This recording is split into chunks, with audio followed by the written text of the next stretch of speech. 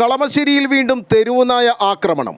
കളമശ്ശേരി നഗരസഭ 37-ാം വാർഡിൽ നജാത്ത് നഗർ പരിസരത്താണ് ഇന്ന് ഉച്ചയോടെ തെരുവുനായയുടെ ആക്രമണം ഉണ്ടായത്. തെരുവുനായയുടെ ആക്രമണത്തിൽ 3 പേർക്ക് പരിക്കേറ്റു. ഉച്ചയ്ക്ക് 2:30-യോടെയാണ് ആദ്യത്തെ ആക്രമണമുണ്ടായത്.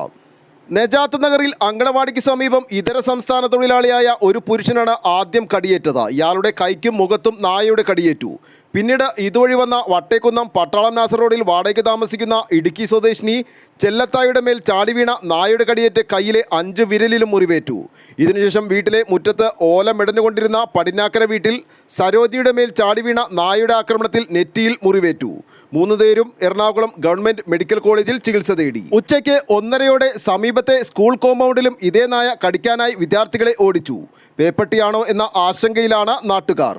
വിവരമറിഞ്ഞെത്തിയ ward councillor Rafeeq Marakkar Najath Nagar residents association ഭാരവാഹികളുമായി കടിച്ച നായയെ തിരഞ്ഞെങ്കിലും കണ്ടെത്താനായില്ല. തുടർന്ന് സ്കൂൾ വിട്ട വിദ്യാർത്ഥികൾ വരുന്ന സമയമായതിനാൽ കൗൺസിലറും നജാത്ത് നഗർ ഭാരവാഹികളും വടികളുമായി വഴിയിൽ കാവൽ നിന്നു. സുരക്ഷിതമായി വിദ്യാർത്ഥികളെ കടത്തിവിട്ടു. നഗരസഭാ ഉദ്യോഗസ്ഥരെ വിവരമറിയിച്ചെങ്കിലും യാതൊരു നടപടിയും ഉണ്ടായില്ലെന്ന് കൗൺസിലർ കുറ്റപ്പെടുത്തി. രക്ഷകർത്താക്കൾ വടിയുമായിട്ടാണ് കുട്ടികളെ സ്കൂളിൽ നിന്നും കൂട്ടിക്കൊണ്ടുപോയത്.